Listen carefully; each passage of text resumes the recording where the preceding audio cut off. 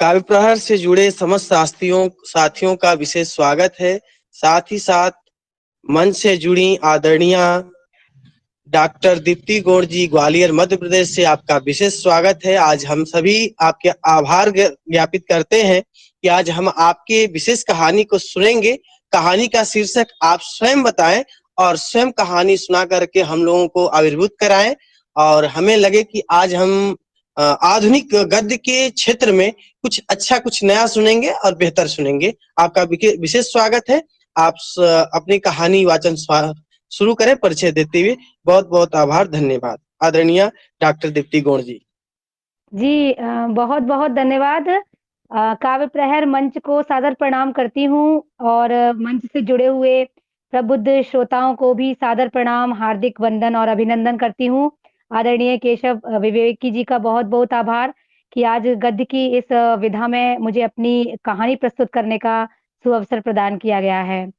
तो साथियों, जैसा हम जानते हैं कि कहानी सुनना बचपन से ही सबको बहुत अच्छा लगता है। कहानियां हमें एक अलग ही लोक में ले जाती हैं और निश्चित तौर पर एक सीख भी देती हैं।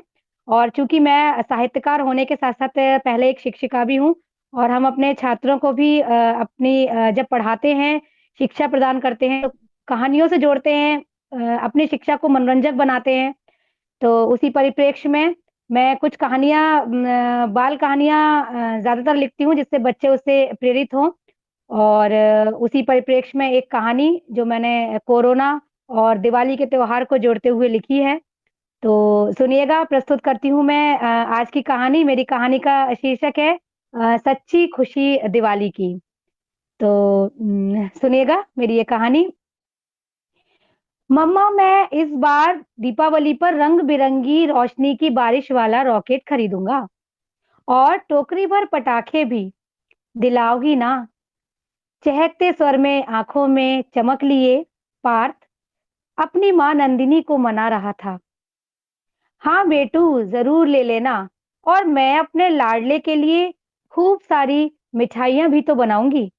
कहते हुए उसने प्यार से पार्थ के सर पर हाथ फेर दिया और फिर मनोयोग से अपने रसोई के काम में लग गई। और मम्मा, हम नए कपड़े खरीदने कब चलेंगे? और रंग बिरंगे दिए भी, बताओ ना प्लीज। पार्थ का फरमाइशी कार्यक्रम चल रहा था।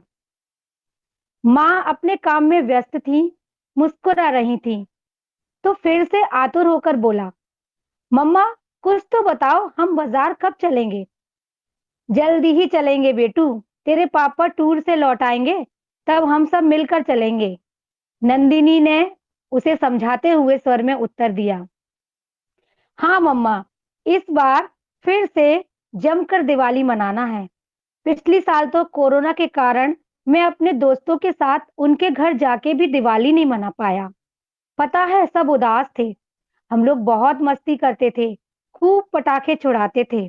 कितना मजा आता है ना। पार्थ अपने मनोभावों को लगातार अभिव्यक्त कर रहा था। नंदिनी उसकी बातों पर सिर हिलाकर मौन प्रतिक्रिया भी देती जा रही थी। अच्छा मेरे गुड्डे राजा, बहुत बातें हो गईं।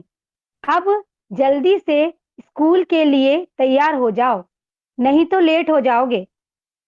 ओके मम्मा, कहकर पार्थ स्कूल को तैयार होने लगा।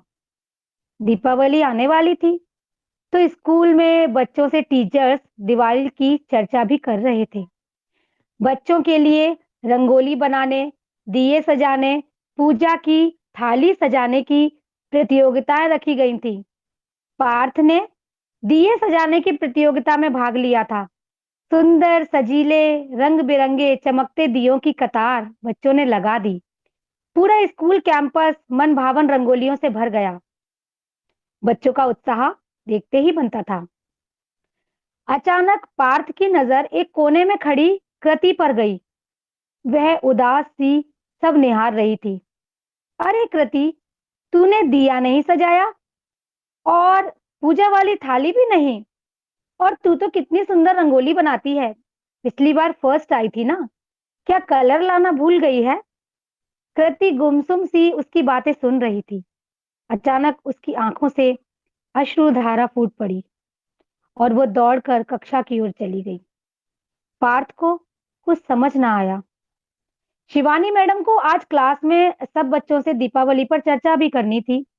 डियर स्टूडेंट्स, आप सभी दीपावली की तैयारियां कर रहे होंगे ना? कौन कैसे कैसे दीपावली मनाएगा इस बार? सब बच्चे मुझे बताएंगे। लेकिन हाँ बच्चों, एक बात मैं आपसे कहना चाहती हूँ।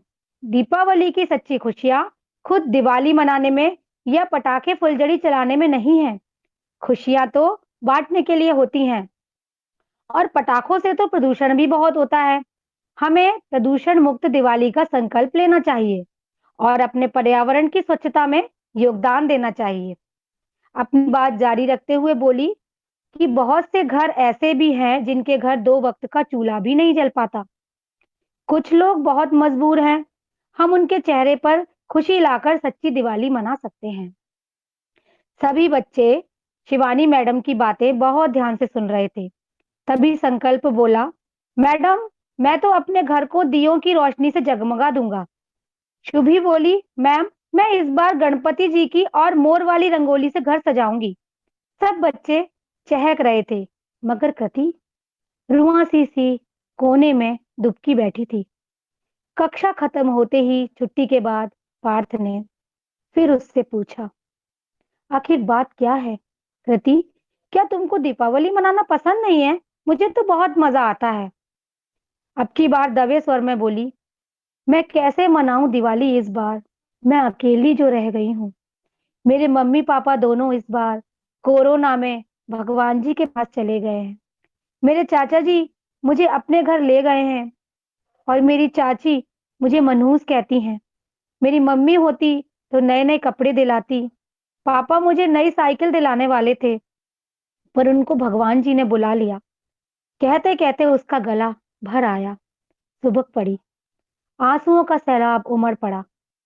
कहाँ है तुम्हारे चाचा का घर? पार्थ ने पूछा। स्कूल के रास्ते में जो एक नई मल्टी बन रही है ना, उसके पीछे वो एक किराए के मकान में रहते हैं, कृति बोली।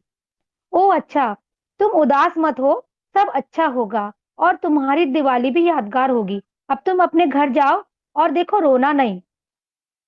रास्ते भर पार्थ के मन में विचार उमड़ते घुमड़ते रहे। फिर कुछ सोचकर घर पहुंचते ही माँ से बोला, मम्मा, आज शिवानी मैम ने बताया कि पटाखों से बहुत प्रदूषण होता है। दिवाली तो दियों को रोशन करने और खुशियां बांटने का त्योहार है। नंदिनी एक पल उसको निहारती रह गई। सुबह पटाखों की जिद करने वाला पार्थ स्कूल से लौटकर बड़ी बड़ी बातें करने लगा। बोली, क्यों, क्या हुआ बेटू? क्या तुम पटाखे नहीं चलाओगे?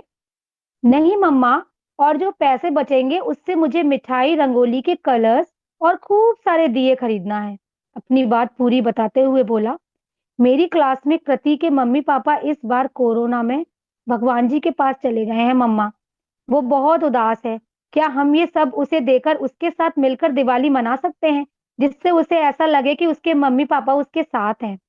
नंदिनी अवाक सी खड़ी उसे देखती रह गई और अपनी नम आंखों से निहारते हुए बोली, बेटू, किसी को खुशियां बांटने से बड़ी बात कोई नहीं। हम ये सब दिवाली का सामान और न्यू ड्रेस भी उसको लाकर देंगे और दीपावली पर साथ साथ दिवाली मनाएंगे।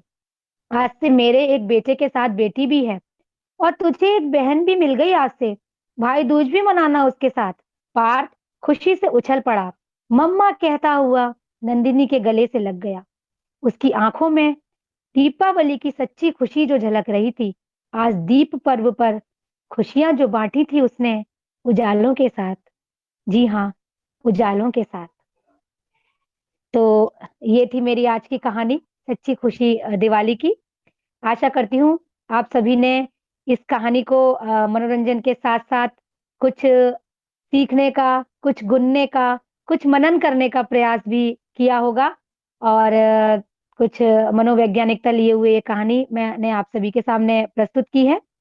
और बहुत-बहुत धन्यवाद केशव विवेकी जी का, काव्य प्रहर मंच का, कि आपके द्वारा मुझे अपने विचारों को इस मंच के द्वारा सभी के सामने पहुंचाने का अवसर प्रदान किया गया है इस कहानी के माध्यम से। बहुत-बहुत धन्यवाद और आभार प्रकट करती हूँ। नमस्कार।